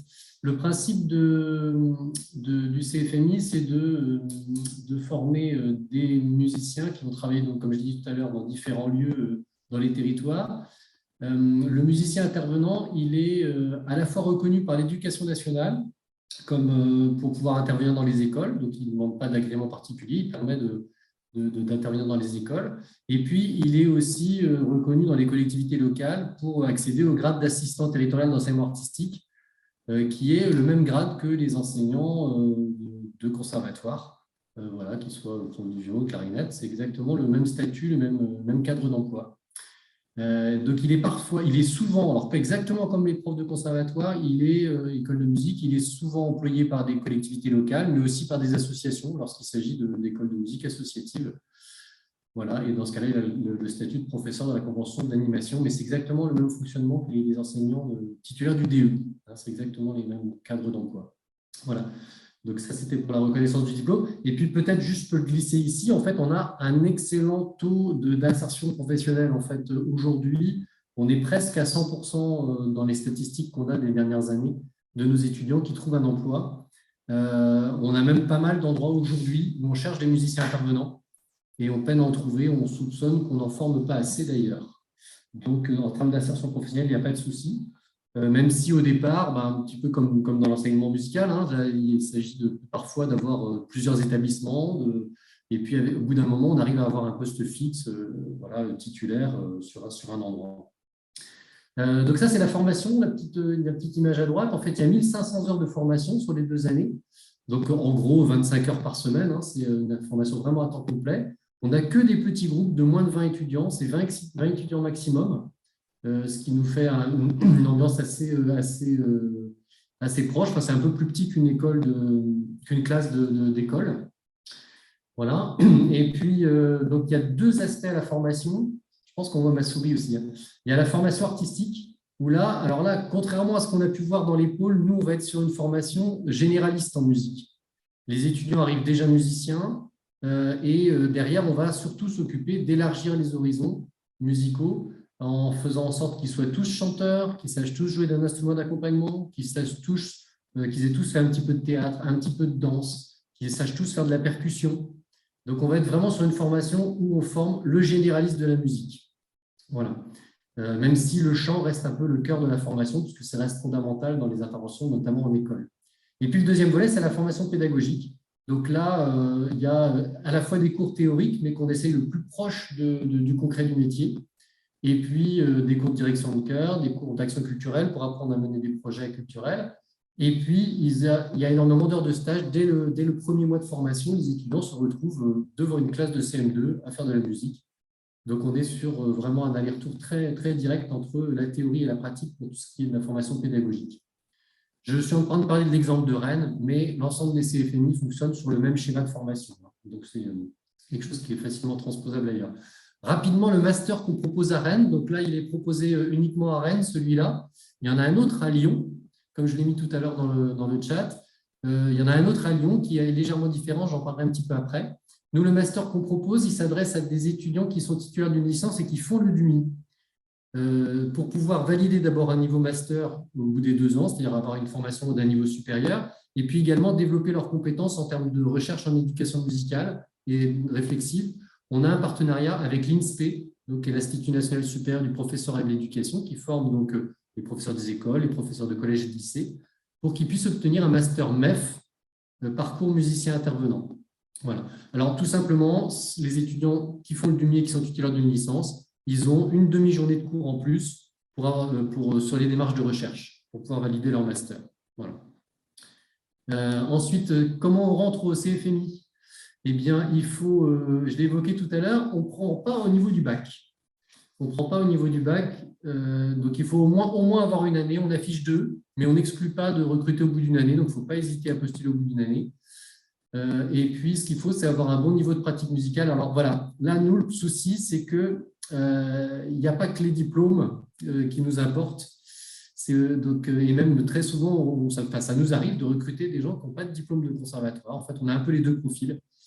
Nous, ce qu'on attend, c'est qu'il y ait d'abord un niveau technique, mais surtout beaucoup une sensibilité, une créativité musicale. Et pour ça, on a des tests d'entrée qui permettent de le vérifier. En gros, c'est un niveau de 3e cycle de conservatoire. Mais une partie de nos étudiants ne sont pas passés par les conservatoires et pour autant ont ce niveau musical. Voilà. Donc, pour le Master MEF, c'est la même chose, sauf qu'il suffit d'avoir une licence ou un diplôme équivalent. Il faut avoir le baccalauréat, mais il y a des possibilités de dispense de bac pour des étudiants qui n'auraient pas le bac. C'est-à-dire qu'il ne faut pas s'empêcher de passer les tests. Et si nous, on retient un candidat, on fait une démarche de dispense de bac pour rentrer dans l'enseignement supérieur. Les modalités de recrutement, donc, comme je le disais, donc, il y a un dossier de candidature et puis il y a surtout des tests d'entrée. Alors, pour ce qui est de Rennes, en fait, il faut retirer son dossier en ligne. Il faut le déposer avant le 25 avril. Et puis, il y a une journée de test qui est soit le 17, le 18 ou le 19 mai, où on va d'une part vérifier le niveau musical des candidats. Ils vont jouer de leur instrument, ils vont chanter. On va faire un petit test de solfège aussi et de culture musicale. Et puis, dans un deuxième temps, on va avoir une petite épreuve qui consiste à voir les capacités à communiquer avec un groupe. On va demander aux candidats d'animer une petite séquence musicale avec une partie de nos étudiants de première année. Voilà, de façon à voir comment ils se situent en situation de communication, puisqu'on est sur un métier de l'éducation où il y aura besoin de gérer des groupes. Donc là, la notion d'aisance à communiquer devant un groupe compte aussi pour nous. Voilà, même si on formera aussi évidemment à cet aspect-là.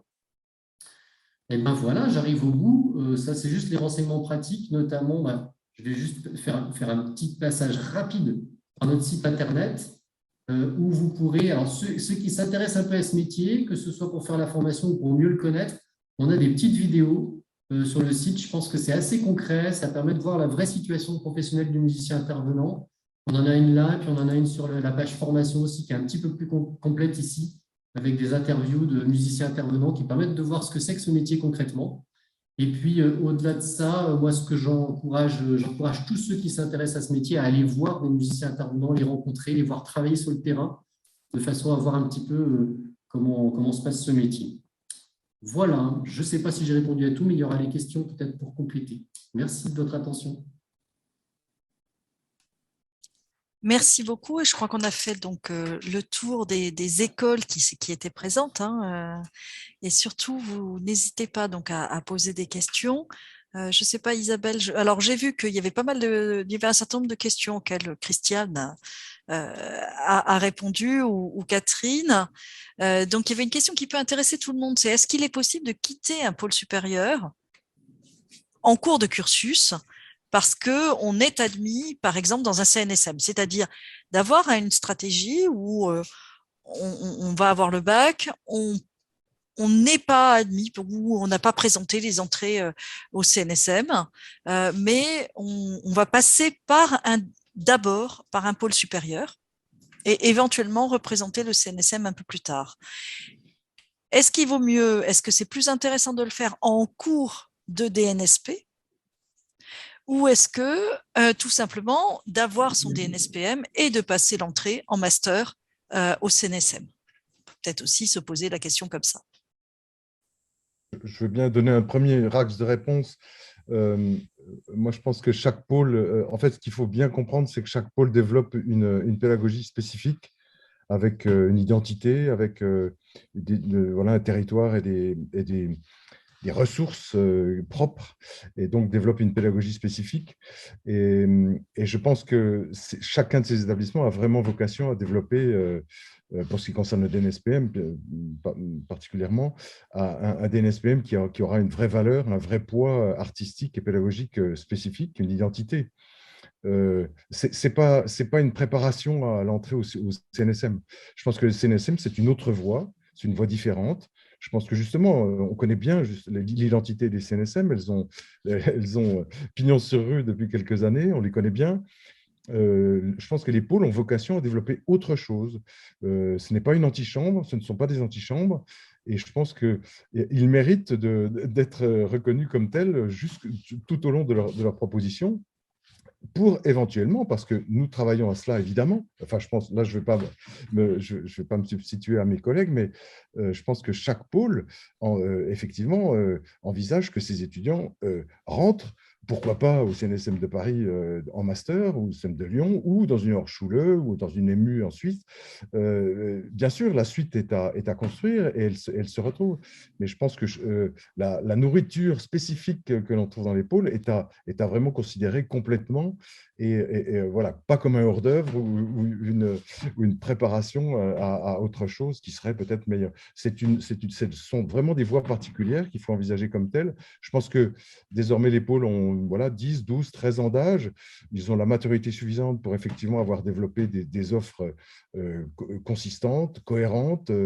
On n'est plus dans les premiers mois de leur mise en place. Et je crois que vraiment, les formations ont vraiment le caractère et la qualité et la professionnalisation attendue pour effectivement, d'ailleurs, je pense que vous l'avez dit, hein, les statistiques de suite, pour la suite d'au-delà des études sont excellentes pour l'employabilité des étudiantes et des étudiants.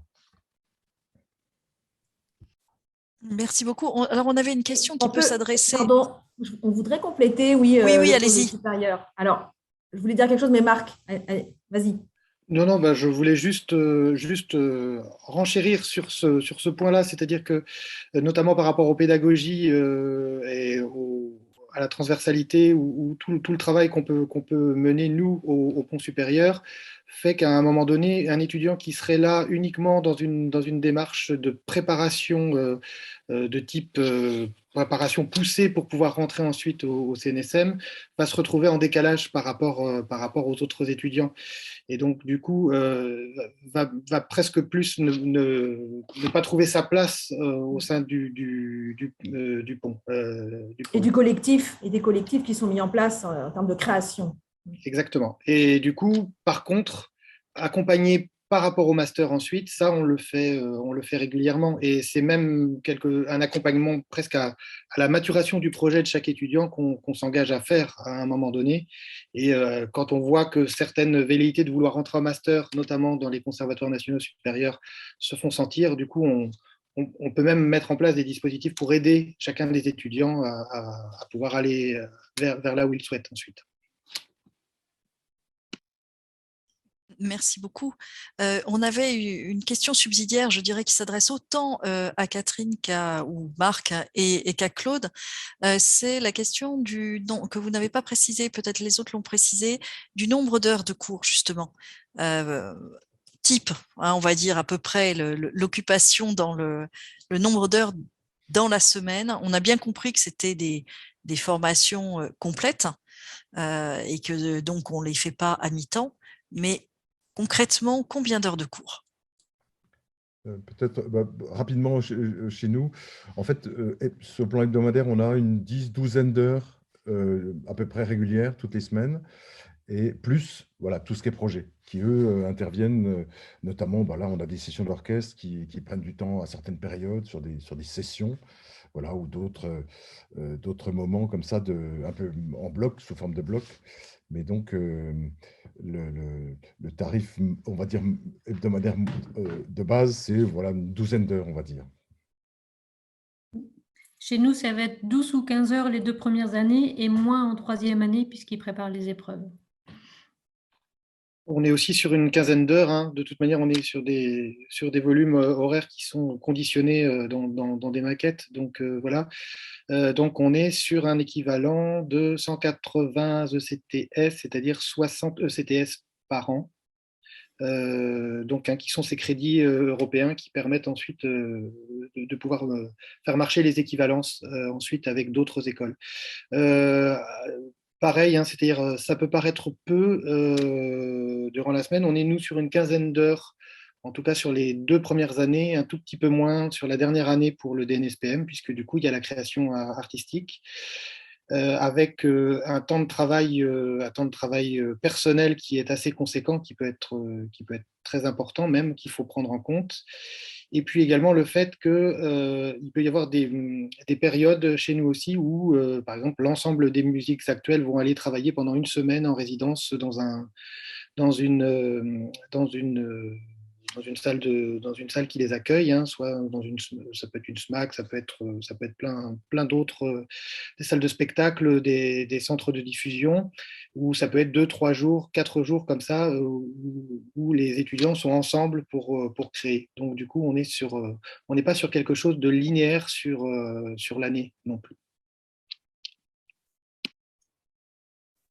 Merci. Juste un mot, Oui. c'est un peu le propre de l'enseignement supérieur aussi de devoir, et le lien à la professionnalisation, de progressivement travailler sur des formats qui sortent de la régularité du schéma simple scolaire. Donc, de passer par voilà, des résidences, des stages, des ateliers, voilà, des formats qui sortent un petit peu et qui se rapportent d'ailleurs à la réalité professionnelle. C'est ça, et on n'a plus forcément, on quitte le cours dit particulier ou individuel avec un face-à-face avec d'une heure avec le prof chaque semaine pour aller vers vraiment des formats complètement différents de création en collectif et de rapport avec soit les enseignants, soit des artistes invités qui peuvent être complètement différents de ce qui se passe en conservatoire.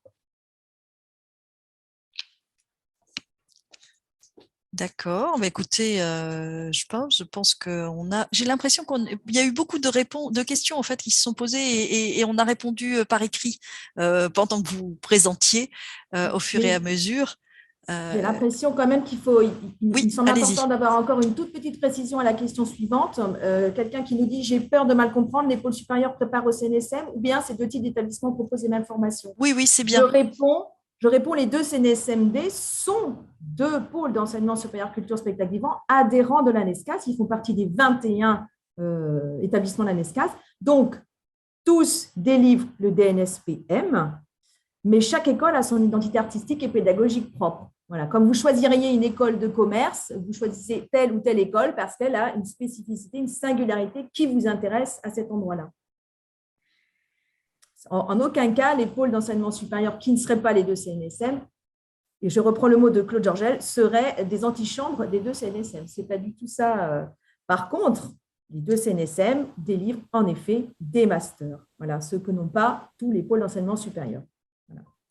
Alors peut-être aussi une petite question qui n'a pas été posée, mais peut-être que je peux vous la poser, parce qu'on a parlé des masters en Hochschule ou dans les émus, mais dans les hautes écoles de musique de Suisse notamment. Mais on peut s'interroger aussi sur les échanges européens pendant la durée de la préparation des NSPM. C'est-à-dire, est-ce que dans vos écoles, il est de pratique d'aller en échange Erasmus? Je vais laisser Marc répondre parce qu'il suit ça beaucoup aussi au titre de la recherche. Alors, on a en fait des mobilités, ce qu'on appelle des mobilités étudiantes, c'est-à-dire qu'on a la possibilité, comme n'importe quel étudiant en licence ou en master, de pouvoir aller passer un semestre, voire une année, c'est plus rare, mais c'est souvent un semestre, souvent autour de la deuxième année, sur les 3 ans du cursus, dans une école partenaire par le programme Erasmus+. Donc voilà. Ça se fait beaucoup. On a, nous, pour le pont supérieur, pour vous donner un exemple, 4 places qui permettent à nos étudiants de pouvoir aller passer au moins un semestre dans une école, soit en Italie, soit en Belgique, soit en Suède, ou soit en Allemagne, par exemple. Et de même, nous, 3, voire parfois 4 étudiants au sein du pont supérieur qui viennent de ces mêmes écoles. Voilà. Avec la reconnaissance, en fait, que le semestre qui est passé dans l'école partenaire est reconnu comme quand vous le validez dans l'école partenaire, il est validé dans l'école française, donc au pont supérieur, par exemple. Il y a un deuxième type de partenariat qu'on peut avoir avec des structures européennes. Ce sont des partenariats qui sont plutôt des partenariats de structures autour de projets particuliers, notamment ça peut être autour de projets de recherche.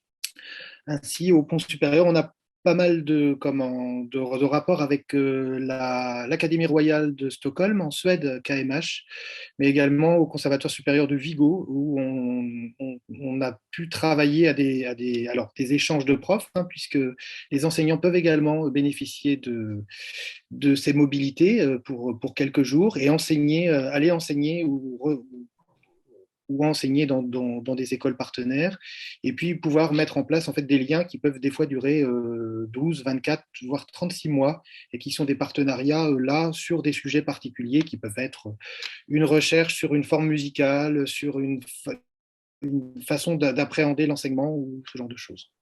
Voilà. Oui, je confirme aussi, effectivement, les échanges Erasmus sont importants chez nous. Donc, ils ont été un tout petit peu blessés les 2 dernières années, mais ils ont repris. Et effectivement, on doit avoir en ce moment 6 étudiants donc, qui sont partis et on a accueilli quelques étudiants à l'inverse. Et comme disait Marc, donc on a effectivement des partenariats, des listes d'établissements avec lesquels on travaille activement pour ces échanges. On participe également, mais ça, je pense qu'on participe également à l'Association européenne des conservatoires, donc à l'AEC, hein, qui est aussi un réseau des conservatoires donc, européens, de tout conservatoire hors Schule et EMU, donc européenne, et avec lequel effectivement un travail important, pédagogique, artistique et professionnel, on va dire, s'échange, se construit, et c'est extrêmement valorisant pour tout le monde, y compris les enseignants, les enseignantes et le personnel des pôles, bien sûr. Voire même parfois des étudiants qui peuvent, si on arrive à organiser ça, peuvent même parfois se déplacer pour aller montrer le fruit de leur travail dans ces réunions AEC qui sont plutôt articulées autour des musiques classiques à contemporain d'un côté et des pop musique, jazz et trad de l'autre côté. Voilà.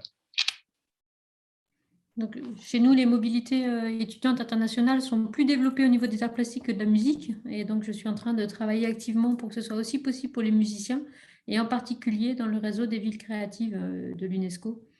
On est en train, là, je rentre de Bogota pour mettre en place l'Erasmus avec Bogota. C'est un peu plus loin. C'était très bien. Mais c'est intéressant. Mais ils ont une formation en enseignement aussi à l'université de Bogota, justement, puisqu'on n'a pas des formations comme ça partout, vraiment des formations de pédagogie. Et pour nous, la formation de musiciens artistes ne suffit pas pour partir en Erasmus, puisque ça ne suffirait pas pour rentrer dans la correspondance des maquettes. Donc, il faut qu'on trouve des universités où il y a les deux, et il n'y en a pas tant que ça, mais il y en a. Donc, on travaille. Alors, on a une question qui est effectivement extrêmement pertinente. Est-ce que le DNSPM ne suffit pas pour enseigner? Je vous laisse répondre. Hein.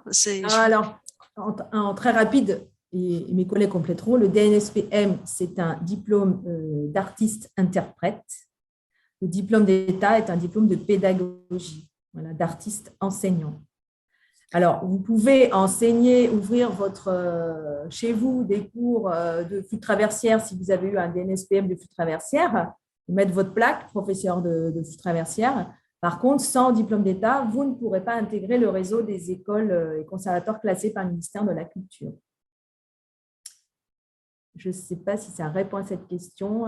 Ah si, c'est parfait. Ça permet tout à fait de dire, voilà, il y a 2 formations, ce sont 2 séries de compétences. En fait, ce ne sont pas du tout les mêmes compétences.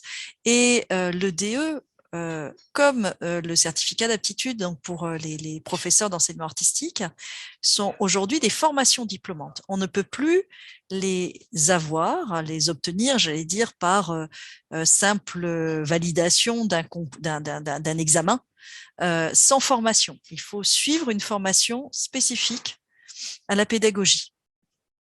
Et je trouve que c'est, enfin voilà, nous on est plutôt au niveau de FUSE on trouve que c'est normal et que c'est important que les gens aient une vraie formation. Oui, le référentiel de compétences de chacun des diplômes est différent. Il y a certaines zones communes sur des outils de médiation, voilà, par exemple. mais c'est deux métiers différents avec un référentiel de compétences différent. Et d'ailleurs, c'est pareil à l'étranger. Pour les gens qui s'interrogent, dans les Hochschule, c'est pareil. Il y a une filière pédagogie en général et une filière interprète, métier de la scène. Donc après, il y a des passerelles, on peut faire les deux, on peut ajouter des compétences, et c'est bien de travailler sur les deux compétences, d'interprète et de pédagogue, et c'est même l'idéal.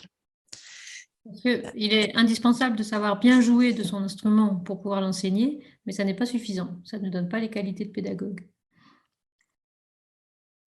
Oui, je pense que c'est quelque chose qui a mis du temps à se comprendre, mais je crois que maintenant, voilà, il suffit pas d'être un excellent musicien pour être un très bon pédagogue. On a, je pense, voilà, l'inverse, obtenir un DE n'empêche pas des musiciens d'intégrer des orchestres professionnels. Effectivement, pas du tout, au contraire. Ça n'empêche pas, parce que ce sont des concours pour entrer dans les orchestres. Donc, le tout est d'être capable de passer le concours. Ça peut se penser en termes de reconversion. Un musicien professionnel qui, au bout de 10 ans, aurait des problèmes de santé, de posture de musicien, mais qui aurait déjà acquis son diplôme d'État, pourra se reconvertir dans la filière enseignement plus facilement parce qu'il sera déjà diplômé. Et beaucoup de musiciens d'orchestre ont le diplôme d'État. Et comme le dit Catherine, il y a aussi des gens qui sont en reconversion, qui viennent de milieux d'orchestre ou autres, qui fait que chez nous, par exemple, on peut avoir des promos avec des jeunes de 19 à 40 ans. Ce qui fait la richesse aussi, c'est extrêmement intéressant au niveau des échanges et de tout ce qui se crée à l'intérieur de la promo. Cette notion de reconversion entre interprétariat et enseignement, elle est plus naturellement développée dans le milieu chorégraphique, par exemple, puisqu'il y a une usure de l'outil qui est le corps. Donc, ça se fait plus naturellement, mais c'est aussi aujourd'hui des questions qu'il faut poser parce qu'une carrière de musicien d'orchestre, ça peut être très, très long et le corps est aussi mis en jeu à cet endroit-là et on ne sait pas comment il évoluera. Et il y a actuellement des dispositifs qui sont mis en place spécifiquement pour la danse, puisque nous, on a formé tout le ballet de Lorraine il y a 2 ans au diplôme d'état de danse, mais ça ne se fait pas encore pour les orchestres, mais ça pourrait s'envisager. Sauf si on a encore des questions, je vous propose que… Non, je pense que c'est… Voilà. Je vous propose qu'on en reste là parce que pour éviter de déborder trop sur ce temps de rendez-vous. Et je voulais vous remercier tous d'avoir bien présenté chacun vos écoles, vos spécificités. Je pense que ça a été très clair et très pédagogique. Ce qui fait que ça a permis à beaucoup de comprendre qu'est-ce que c'est cette offre d'enseignement supérieur en matière de musique. Et donc, écoutez, je vous remercie encore et à bientôt. Merci à vous. Merci. Grand merci. Bonne soirée. Au revoir. Merci beaucoup. Bonne soirée.